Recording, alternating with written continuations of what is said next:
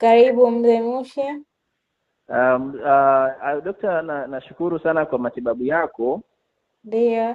yamenisaidia sana kwa sababu sukari ilikuwa imegoma kabisa kushuka. Ndio. Sukari ilikuwa yani nimepambana kweli kweli, lakini wapi, lakini toka nianze hii tiba yako ya kongosho, Ndio. ndio kweli naona inanipa nguvu sana, yani mwili ule uchovu umekwisha, zile ganzi mwilini zimekwisha. Ndio. Pia sasa hivi kidogo hata mama yako anashukuru, maana ile mambo kidogo anafanya vizuri. Aise, basi watakuwa Nguvu sana. zile zimerudi bwana. Hongera sana Mr. Mushi, hongera sana. Ulitumia kwa muda Yeah. gani? Sasa hivi huu leo na kesho namaliza mwezi wa pili, Mwezi wa lakini pili.